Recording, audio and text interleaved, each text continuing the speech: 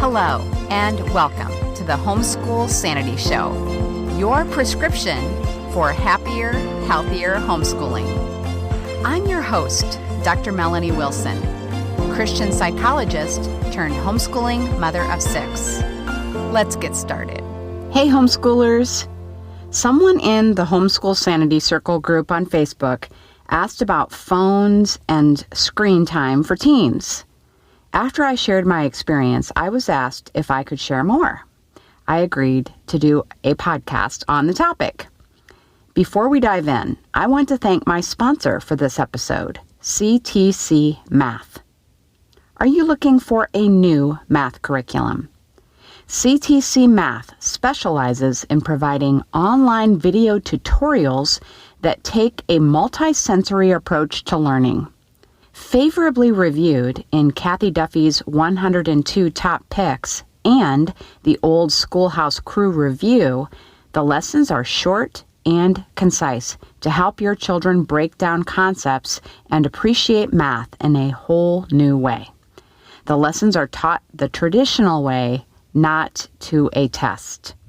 Each one of the video tutorials is taught by an internationally acclaimed teacher, Pat Murray, who is renowned for teaching math concepts in a simple, easy-to-understand way, and in only a few minutes at a time.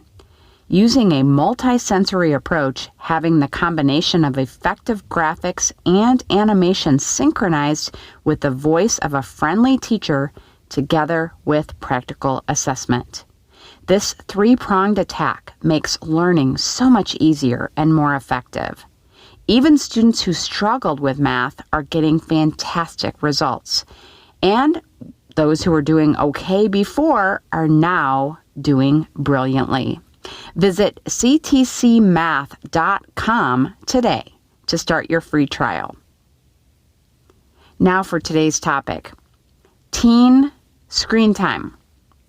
Right at the start, I'm going to be honest and say that I don't know if my approach to screen time for teens is the right one. I still have 2 teens at home, and there is still plenty of time for my kids to be involved in a screen time scandal. To be even more honest, my kids have already made mistakes in how they use screens, phones, and social media, and so have I. So if you're looking for someone who has an A+ rating in this area to give advice, someone who can guarantee good results for your kids, stop listening to this episode and look for another expert. My kids and I will severely disappoint you. Meanwhile, anything we have done well has not been our doing, but is by the grace of God. The first step, I think, is to acknowledge what a great challenge screen time is for most people. There are certainly people who successfully set themselves apart and have allowed few screens into their lives. In many respects, I envy them. But I also see many positive ways the Lord has used screens in my family. One reason screens are such a dilemma, in my opinion, is their power to be used for the gospel, making them a favorite tool of the enemy. We recently watched the documentary The Social Dilemma, which explains how social media takes advantage of human psychology to increase usage. Although this particular documentary didn't mention other mediums, we know that game developers and media companies like Netflix use similar strategies to keep people engaged, even when they have good reason not to be. Unfortunately, simply being told how screen purveyors use tricks to suck you in isn't enough to stop a compulsion. But explaining this to our kids at least helps them see that the deck is stacked against them. Maintaining healthy screen boundaries requires concerted and consistent effort. And it's harder for some kids than others. In an episode I did on screen time alternatives, I mentioned research that connects poor social skills to screen time addiction. If you have a teen who struggles to make friends, developing social skills is a top priority.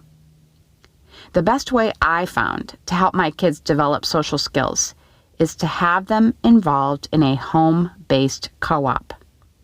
A few families did classes together once a week in our home for years. As a result, my kids had the opportunity to develop close friendships that have continued into adulthood. But the parents were also there to work through conflicts and take advantage of teaching moments. Classes in larger learning centers have not had the same results for us. Kids tend to form cliques just as they do in school. It's difficult for kids to make friends unless they spend a lot of time on campus. Parents generally aren't there to supervise. Instead, learning center teachers and administrators set and enforce the rules and make judgments about who is at fault. And yes, I am speaking from experience. Participating in a homeschool PE class was another excellent way of building social skills for our teens. Friendships and conflicts both developed, and again, parents were there to supervise and take advantage of teaching moments. A dad from the class whom we knew called my husband and explained that our son was bullying his son. I told you my family isn't perfect. We addressed the matter with our son, and the problem was solved. This kind of resolution is less likely in a large learning center. Having our kids work outside jobs has been another fantastic social skill builder. Kids will be exposed to others who don't share your family's values, but this can be eye-opening for them. They learn how to work with difficult people. And working outside jobs also teaches responsibility. For example, they learn not to stay up late using screens when they have to be at work early. Developing social skills in our homeschool has been more important than strategies to limit screen time or inappropriate content. Earlier on in my homeschooling, I tried many websites and screen blockers for computers and kids' devices. When the program became a nightmare to use, I would search for something that was simple. Invariably, I would read a review of how the kids could circumvent the new system I was considering. That's when I realized something. I didn't want to keep trying to outsmart my kids' use of devices when the real issue was their poor boundaries. This is where I depart from homeschoolers who desire to keep all teen screen use under control. I am not saying that this approach never succeeds. I have seen families who make it work. But these are the reasons I have stopped controlling teen screen time in a Stalinist manner. First, this approach backfires with many strong-willed kids. I have some of those. I didn't want to risk removing the power of relationship to influence my kids.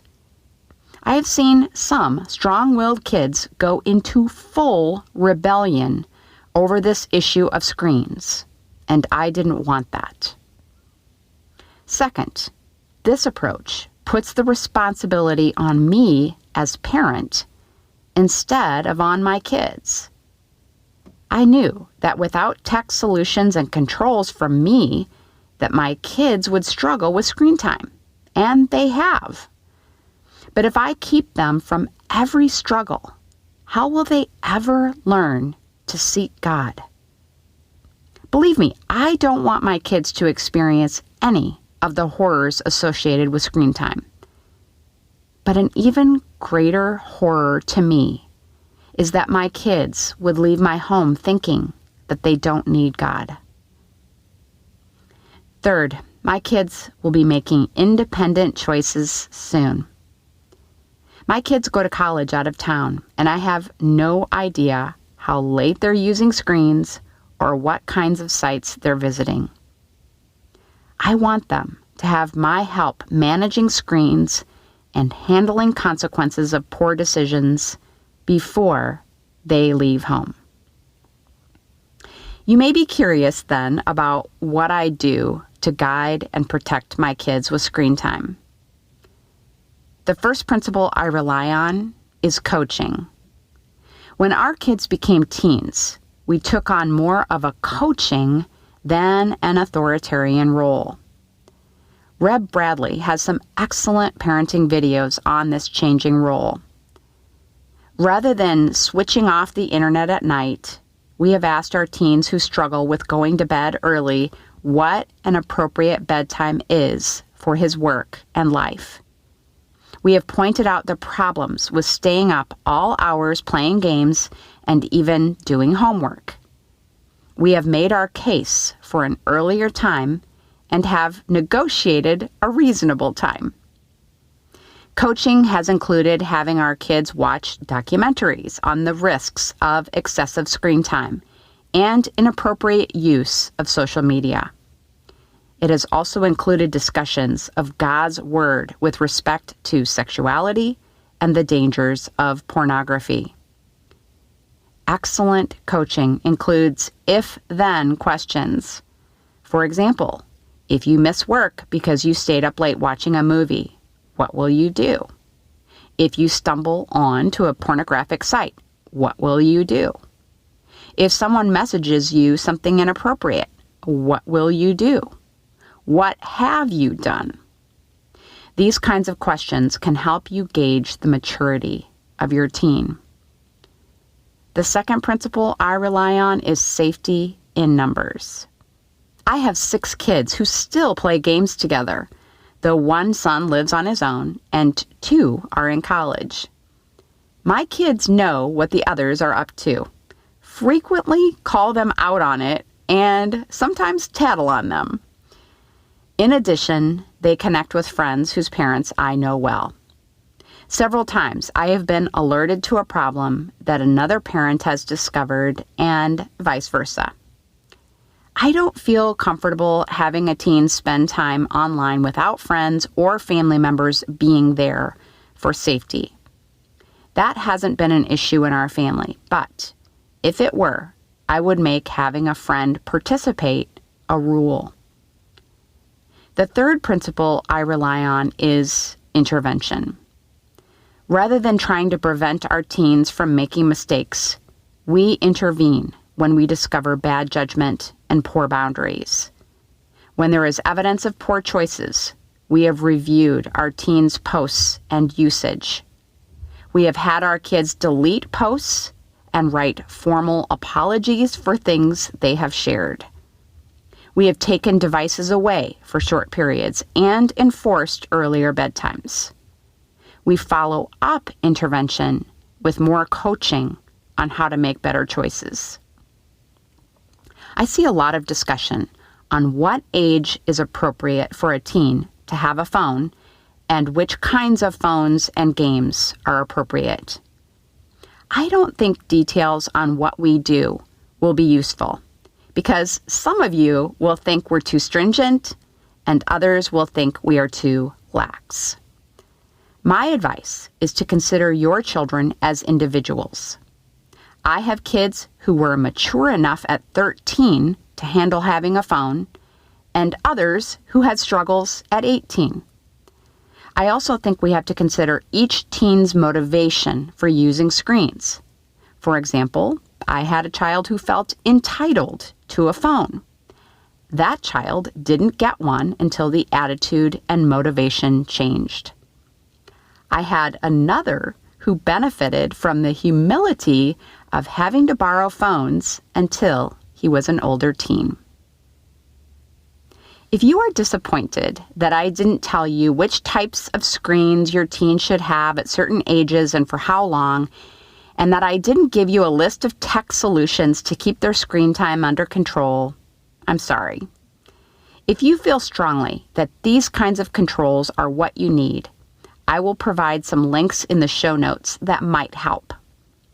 I don't know your kids or your circumstances, and I am in no position to judge another family's choices on screen time. But if that's not your situation, I hope that I have given you some encouragement. I am much more relaxed now that I know the primary responsibility for screen usage and management is my teens. I believe it is our job to train them up in the way they should go rather than making sure that's the way they go. To find the show notes, go to homeschoolsanity.com/teenscreen. Join me next time as we discuss teaching kids to share their faith. Have a happy homeschool week. Thank you for joining me. Happy, healthy homeschooling can be yours. It begins with one small step. Let's continue the conversation on social media. I'm at Psycho with 6. This has been a production of the Ultimate Homeschool Radio Network.